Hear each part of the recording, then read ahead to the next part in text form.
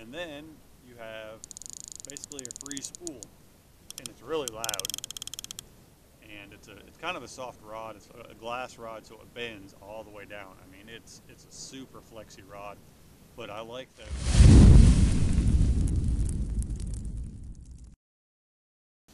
What's going on, guys? So I'm out here today in lovely South Carolina doing some catfishing. Well, I'm trying to do some catfishing. It has been very, very slow. The water temperature is about 46 degrees.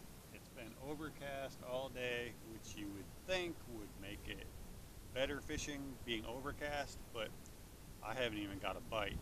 I've tried using shad, I've tried using live minnows, but it just ain't happening. So I'm sitting in this hole where there's a nice drop off where it comes out.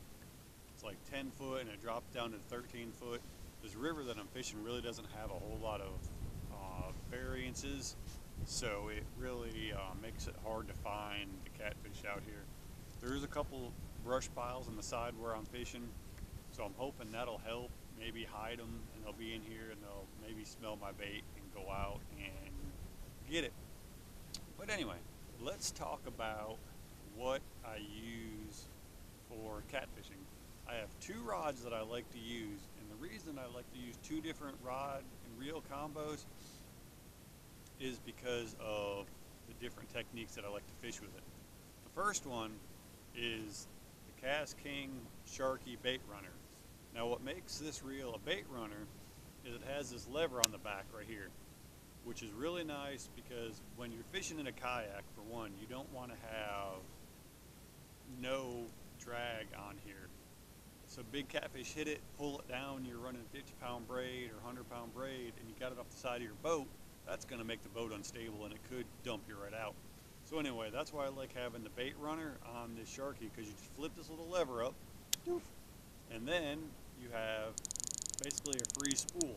You can adjust this spool, how much tension comes out here, by this knob on the back. You just turn this knob tighter depending on how much drag you want this to have. And then as soon as that bail flips, you flip this lever one time, it'll turn that back down, and then you're locked back into whatever standard drag you have on the front. I got this drag set at the front right now at like 15 pounds. It'll go all the way up to 26, I think, which is way overkill for running. I'm only running 45-pound braid. I am running the KastKing multicolor braid. This braid actually changes color every, I think, 20 feet. So it makes it kind of nice when you do a cast. You can remember kind of how far that you cast it out depending on what color comes out. So the reason I use this setup on a 7-foot fiberglass rod is that I like to throw really lightweight bait on here. I'll throw a piece of cut bait or I'll run a live minnow on there with no weight. And since it's an open face, it'll cast a no weight bait out with no problem. So that's one reason I use this reel. Now the other reel that I use is the KastKing Rover. Now this is the 40. This is the smallest one that they have of this, but this still will hold 140 yards of 40-pound braid, and that's plenty for fishing in a kayak. And as you can tell, I'm running the same multicolor braid on here. This braid on here is a little heavier than what I run on the spinning reel. I'll run probably 50-pound braid, I think is what I have on here. So it's only 5 pounds more than what's on the spinning reel, but these reels are more of a workhorse. They're better for pulling, fish out of structure, really horsing up those fish that have a lot more torque. Now, this reel also has a bait clicker on it, and it's really loud, which is what I really like about this.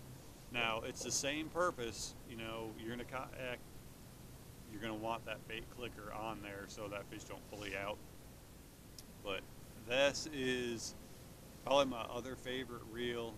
I run this reel with a 6'6" medium, and it's kind of a soft rod. It's a glass rod, so it bends all the way down. I mean, mean, it's a super flexy rod.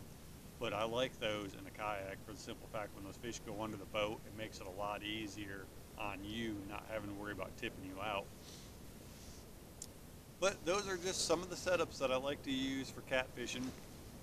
And the next video I do, I'll show you what techniques I like to use as far as Santee rig or just a Texas style rig, or just no weight at all. And I'll show you how I rig those and where to use them. But anyway, I hope you enjoyed this video, and stay tuned. I should have some more coming. So you guys have a great week, and catch and release.